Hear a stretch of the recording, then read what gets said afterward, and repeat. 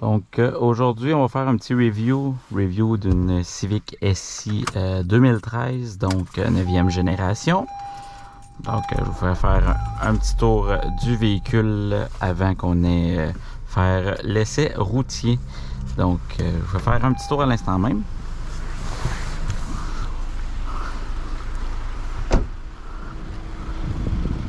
Donc Civic SI 2013 4 portes, donc modèle FB6, muni du 2.4 litres.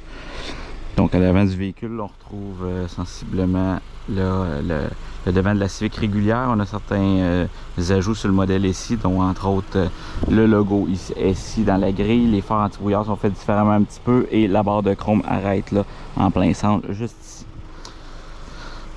Par la suite, on est présentement en pneus d'hiver, bien entendu, puisque on est présentement le 11 décembre. Par contre, toujours pas de neige. Ce qui est bien intéressant de l'auto, en fait, on peut voir le véhicule quand même très spacieux. Je vais vous faire le tour à l'intérieur dans un instant. Même chose à l'arrière, quand même énormément d'espace. Par contre, c'est sûr que pour un véhicule de 10 ans, on n'a pas aucune connectivité au niveau là, de la console arrière. Par contre, on a quand même un appui-bras ainsi que des portes gobelets. Sièges très confortables qui sont pas chauds vu que ça reste en tissu été comme hiver, c'est très bien. Du véhicule, on a la mention SI ainsi que l'aileron qui est exclusif là, au modèle. Au niveau de la valise, il y a quand même un très bon espace. Au niveau de la valise, j'ai un peu de stock. Les sièges se baissent 40-60, donc ça c'est très bien. Dans notre cas, on a également un bac de coffre qu'on est venu mettre là, pour faciliter le nettoyage. Donc ça c'est pour ce qui est de l'espace dans la valise. Donc pour la vie de tous les jours, on a tout ce qu'on a besoin en frais d'espace. Donc niveau ergonomie, très facile au niveau de la lecture des cadrans. Donc un cadran pour la révolution moteur, un second cadran pour ce qui est de la vitesse, niveau d'essence, ainsi qu'indicateur pour le VTEC auquel on y reviendra dans un petit instant. Écran multifonction, le MID communément appelé. Bon, dans ce cas-ci, on voit le kilométrage, consommation d'essence. L'auto présentement est munie de seulement 127 000 km. On avait également un indicateur pour la puissance moteur, l'heure, la radio, la source audio. Donc ça c'est bon. Sur le véhicule, comme je vous disais tantôt, les bancs en tissu supportent quand même très bien. Donc 2012-2013, on a des bancs noirs avec des surpiqûres rouges. Par contre, dès qu'on tombe dans le 2014-2015, qui est tout de même la même génération, dans ce cas-ci, on va être avec des bancs 2 tons. Donc les côtés vont être noirs, la partie centrale de l'assise et du dossier vont être rouges, ainsi que le radio va changer un petit peu. Donc ça, on pourra faire un comparatif éventuellement. Niveau équipement, on a tout ce qu'on a besoin. Donc on a radio CD. On se rappelle quand même le véhicule arrivait à 10 ans. Donc pour l'époque, c'était très bien. Donc on avait le CD, ce modèle canadien comme celui-ci, AM, FM, Sirius XM, également Bluetooth qui est disponible. GPS qui doit être mis à jour via des CD. Donc si ce n'est pas fait ou si vous manque des cartes, ça peut toujours se commander. De mémoire, ça tourne en autour d'un 200$ US. Il faut commander sur le site de Garmin via le lien sur le site de Honda. Donc ça, c'est très adéquat quand même pour l'année. Climatisation, évidemment, on est dans une climatisation plus standard, donc qui est une zone. Donc on n'a pas le choix de réglage pour les 2 zones comme sur les nouveaux modèles. Par contre, on a le mode automatique qui travaille très bien. Donc on choisit la température, on clique sur auto. Il va gérer pour nous. On a la vitre arrière qui est chauffante ainsi que les miroirs sur les modèles ici. Donc un élément pour faire dégivrer là, les vitres de rétroviseur extérieur. Vitre électrique bien sûr, miroir électrique, traction control, juste une étape. Donc on pèse, ça allume un petit voyant jaune. Quand le voyant jaune est allumé, il n'y a plus de stabilité, il n'y a plus de traction non plus. Donc en hiver, si vous les activez, soyez avisés que la stabilité part par le fait même, elle ne reste pas comme sur d'autres modèles. Cruise control qui est bien standard, donc on choisit la vitesse tout simplement. Contrôle radio au niveau du volant, au niveau du pouce, donc ça se fait très bien. Monter, descendre le volume, changer les chansons. Au niveau du menu ici, c'est pour le menu de l'écran, donc si on veut aller voir consommation d'huile, peu importe, on y a accès. Également 3 pitons dans le bas pour le main libre pour l'audio. Donc ça, c'est ce qu'il y en est pour ce qui est de l'équipement. Système de son qui est complet sur les modèles Touring et SI. Donc quand je dis complet, c'est le plus haut de gamme qui se faisait à l'époque chez Honda. On avait donc un petit subwoofer pour les basses dans la valise, donc qui est réglable à partir de l'écran du radio. Modèle SI qui est toujours full équipé, donc toit ouvrant de série également. Donc c'est ce qui fait le tour pour ce qui est de l'équipement. Véhicule muni de banc chauffant à 2 niveaux, donc low et high au niveau des 2 personnes à l'avant uniquement. Les nouveaux modèles à partir de 2017, la 10e génération, sur les 4 portes seulement, on a les bancs chauffants à l'arrière, 2 niveaux aussi. Donc ça va être pour là aussi une prochaine vidéo. Donc je vous amène avec moi, on va faire un petit tour caméra de recul qui est de série à partir de 2013, donc 9e génération qui commence en fait en 2012. Par contre 2012, il faut noter, pas de caméra de recul, pas de banc chauffant. Et puis la finition au niveau en fait on va dire du tableau de bord du fini va être couleur plastique mat et non un fini semblant de carbone. Donc puis l'insonorisation est moindre également. Donc cela vaut la peine d'y aller dans le 2013 en montant. On va faire simplement un petit tour. Je vous montre ça.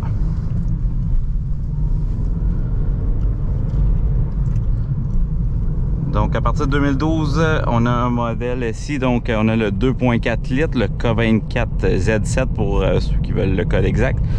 Véhicule qui est muni à ce moment-ci de 201 force, 170 livres de couple, donc comparativement à la version d'avant, la 8e génération de 2006 à 2011, qui avait plus de révolution moteur. Donc dans ce cas-ci, on arrête à 7002, 7003, comparativement à l'ancienne qui arrêtait à 8003.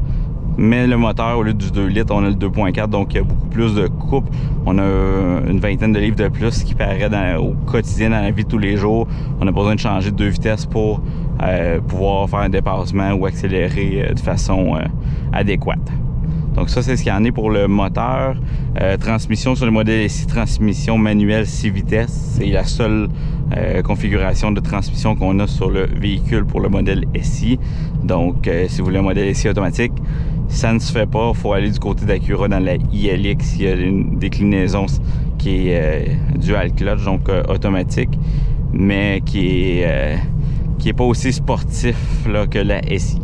Dans le cas de la SI, 6 vitesses, mécanisme auto-bloquant pour ce qui est des roues, donc différentiel qu'on va appeler LSD, donc Limited Slip Differentiel, qui va venir en fait prévenir qu'une roue tourne lors d'exemple d'un virage fort ou encore en période hivernale, qu'une roue ait la traction puis que l'autre n'en ait pas du tout. Donc si une roue échappe, le deuxième vient embarquer, ça vient se barrer ensemble, puis là on va avoir une puissance égale.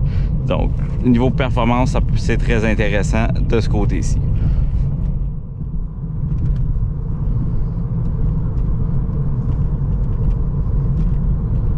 Dans ce cas-ci, c'est mon véhicule de tous les jours, donc c'est vraiment là, on va dire un review là, bien honnête. Ça va faire 1 an que j'ai le véhicule, pas de problème. En fait, il y a des petits points qui vont être à surveiller sur les 9e générations quand on va les magasiner. Je vous ferai faire le tour tantôt avec moi. Sinon, c'est des véhicules qui vont très très bien, très faible coût d'entretien. Par contre, quand on est dans un modèle ici, il faut, je le dis bien, je le répète, il faut bien les magasiner. Ça vaut la peine de les faire inspecter. Donc, s'il vous plaît, là, arrêtez de faire ce qu'on voit partout. Les gens achètent des véhicules, les font inspecter après et ils reviennent contre les vendeurs. C'est à vous, quand vous achetez un véhicule, l'occasion de le faire inspecter. Puis par la suite, vous en assumez la responsabilité, s'il vous plaît.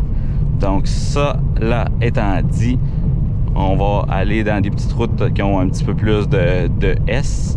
Donc, véhicule qui est 100% stock dans le moment, donc aucune entrée d'air, aucune modification au niveau de la suspension, donc tout est d'origine.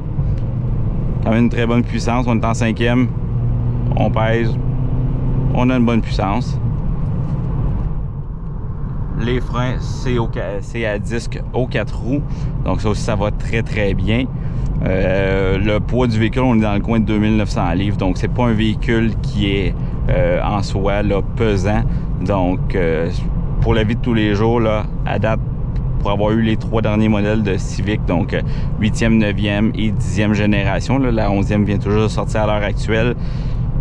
Quelqu'un qui cherche un premier véhicule, un véhicule un peu plus sportif, mais pour qui convient à la conduite de tous les jours, celui-ci, en fait, on a beaucoup plus d'équipements que dans un 8e génération, un petit peu moins pour les puristes préféreront l'ancienne génération puisqu'on a plus de révolution moteur, mais celle-ci pour la vie de tous les jours, donc plus de couple, meilleure accélération en conduite, disons, normale. Donc, dû au couple, ça fait toute la différence. C'est très, très, très agréable. Donc, les anciennes générations, si on était 4 dans le véhicule, on le sentait. Dans ce cas-ci, très, très peu. Donc, c'est vraiment très bien. Il n'y a pas de délai de turbo non plus. Donc, ça, c'est un bon point qu'on va prendre avec plaisir. Donc, indicateur de VTEC que je vous parlais tantôt ça va apparaître selon le VTEC qu'on va lui donner. Ça allume. En fait, tout simplement une petite référence pour dire quand on est dans le VTEC, en fait, c'est les cams variables qui vont venir s'organiser pour qu'on ait plus d'avance au timing puis qu'on ait de meilleures performances. Donc, c'est une technologie qu'on a depuis longtemps chez Honda qui a été retravaillée. Au début, c'était plus mécanique, maintenant, c'est assisté électronique. Donc, ça, on pourrait y revenir si ça vous intéresse qu'on développe là-dessus. Mais en gros, plus on monte en révolution, plus c'est là que la personnalité ressort, qu'il y a de la puissance disponible, puis qu'il y a un certain intérêt, un engouement à conduire. Donc les véhicules Honda ont toujours été réputés pour aller haut dans les tours minutes. Donc c'est ce qu'on va... c'est ce qu'on veut, c'est ce qu'on aime, c'est pour ça qu'on les achète, ainsi que la fiabilité qui vient avec le véhicule. Consommation d'essence aussi qui est très, très, très impressionnante. Tout de même, en hiver, on va tourner si on fait que de la route, on va tourner autour de 6.6, 6.8. Donc, ce qui est très, très bien.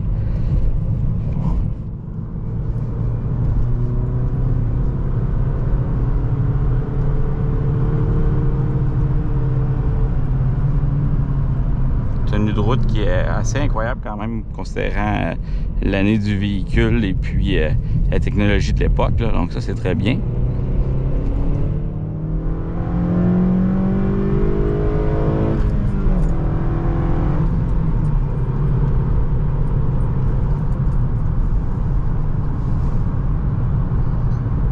Donc aujourd'hui, on fait de la route de campagne, pas de neige.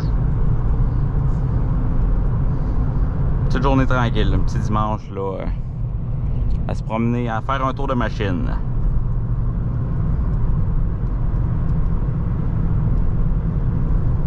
Si toutefois vous avez des questions au niveau de l'auto ou encore des questions générales au niveau qu'est-ce qui est à regarder ou des questionnements, gênez-vous pas pour les mentionner dans les commentaires. Je ferai mon possible pour y répondre s'il y en a. Sinon également, il va y avoir quand même beaucoup de contenu sur la 9e génération pour commencer la chaîne. Par la suite, on va aller essayer d'autres véhicules, probablement faire des reviews également à 2 personnes avec le propriétaire. Donc aujourd'hui, en fait, c'est une première esquisse de ce que je veux faire, de ce que je tente de faire. Donc, c'est sûr qu'il va y avoir place à l'amélioration. S'il y a des points, je veux préciser des points constructifs que vous avez à me donner, autant au niveau pour filmer que de l'angle de la caméra, que de la voix ou du logiciel de montage. Écoutez, je vais prendre les commentaires avec plaisir. Du moment que c'est constructif, on le dit toujours, on le redira. Des commentaires juste pour dire j'aime pas ta voix, ben... on peut peut-être s'abstenir là.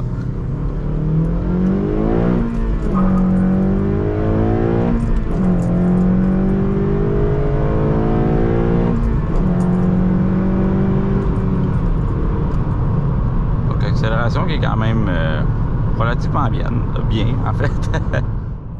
Je me suis mis à parler espagnol. Elle est bien.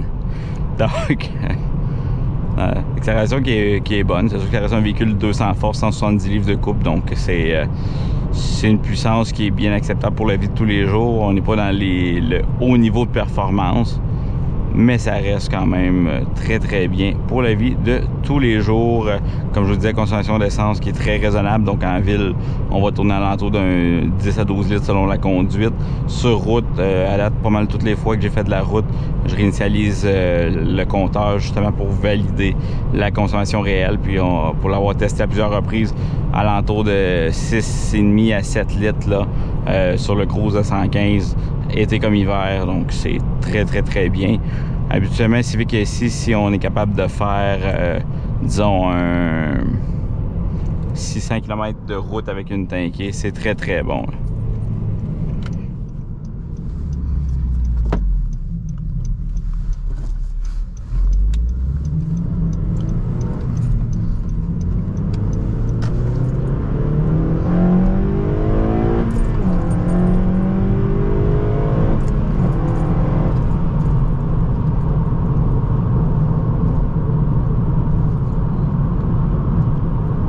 Oui, il y a un petit peu de bruit de route tout de même puisqu'on est en pneus d'hiver.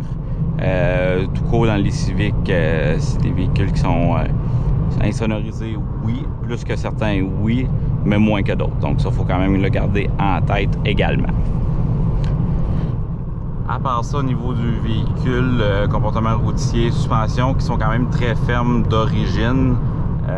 Lorsqu'on a des petites routes un peu plus caoteuses, on le ressent comparativement à une Civic, disons, standard. Par contre, ce qui est très intéressant, c'est que c'est quand même très bien configuré. Donc, quelqu'un qui veut une conduite sportive au quotidien, on a un très très bon véhicule pour cela.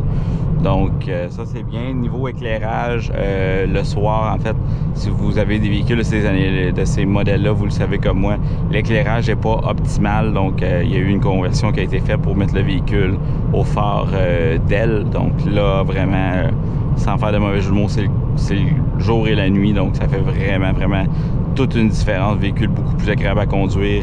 Le soir, par contre, là aussi, on pourra faire un topo pour les lumières parce qu'on a des lumières à réflecteurs sur les Civic. Donc, si on veut pas que ça éclaire dans tous les sens, faut très bien choisir son modèle de lumière.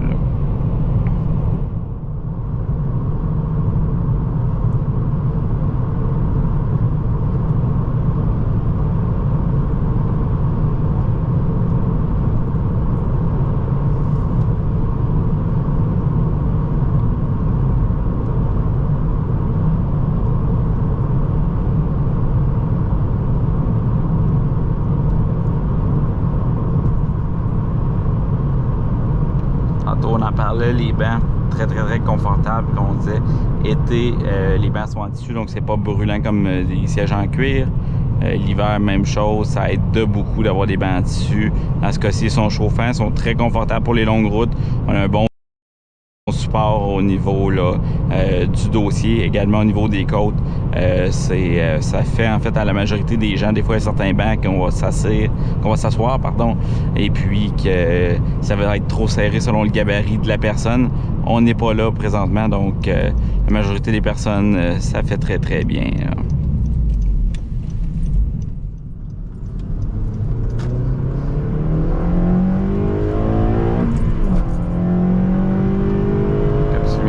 Qui allume ici.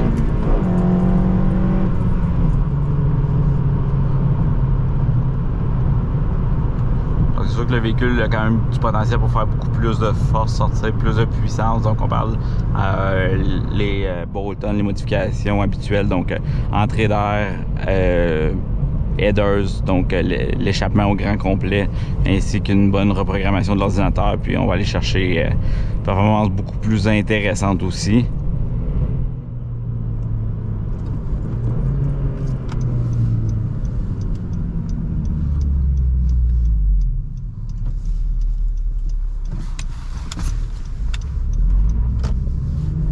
Un peu glissant.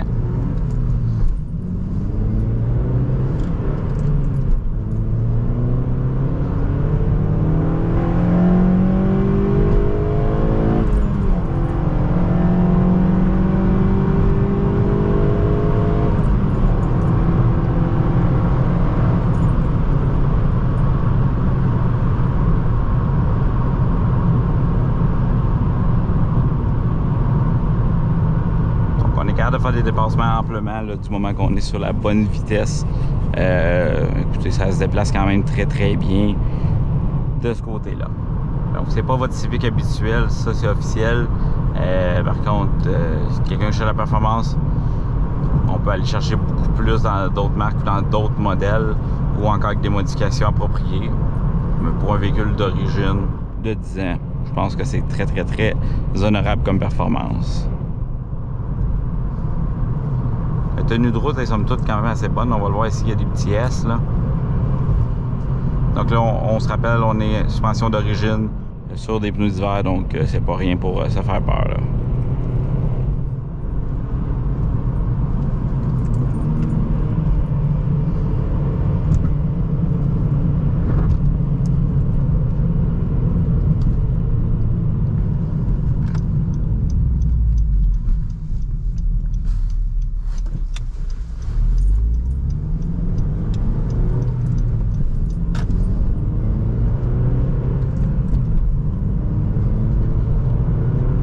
Comme je vous disais tantôt, c'est un premier review, c'est plus un, comment dirais-je, un essai aujourd'hui, donc je vais quand même le mettre sur internet juste pour voir en fait d'où je pars en tout début, donc où la chaîne part, où mon évolution commence pour tout ce qui est en fait montage, prise de vue, contenu, donc écoutez, je pense qu'il faut commencer quelque part, donc je demanderai votre indulgence ainsi que vos bons commentaires s'il y en a. Donc je suis très ouvert à la critique du moment que c'est, comme on disait tantôt, constructif et respectueux. Je pense que on est tous là parce qu'on a un certain intérêt, soit que ce soit pour la marque, la curiosité, quelqu'un vous a tagué sur la vidéo, mais bon, écoutez, faut commencer quelque part, donc j'apprécierais que personne ne jette de pierre, mais plutôt qu'on s'entraide pour faire évoluer autant la chaîne que le contenu. Donc, j'espère que vous avez aimé la vidéo. Comme je vous disais, premier test. Dites-moi si vous aimez le format. Donc, dans ce cas-ci, il n'y aura pas vraiment, là, ou très très peu, comment je dirais, là, d'édition, donc de montage. Par contre, vous me direz si vous aimez ça d'un bout à l'autre, comme ça sans trop de montage, ou si vous préférez des vidéos encore plus courtes, plus longues. La conduite, est-ce que vous aimeriez mieux une conduite qui est plus agressive ou plus une qui est, comme on fait aujourd'hui, représentative de la réalité du véhicule, des conditions routières, ainsi que de l'environnement dans lequel on est là, présentement. Donc, j'attends vos commentaires. Également, si vous voulez vous abonner, partager la vidéo, mettre un petit pouce. Tout le monde le dit, personne ne le fait. Je le redis, simplement dans le but d'aider au niveau des algorithmes. Ça aide beaucoup à ce que les vidéos soient vues. Donc, quitte à le mettre et à l'enlever si vous ne l'aimez pas, mais au moins ça peut me donner un bon petit coup de pouce. Donc, j'apprécie chacun de vos commentaires, chacun de vos visionnements. Je vous souhaite une bonne journée. OK, bye bye là.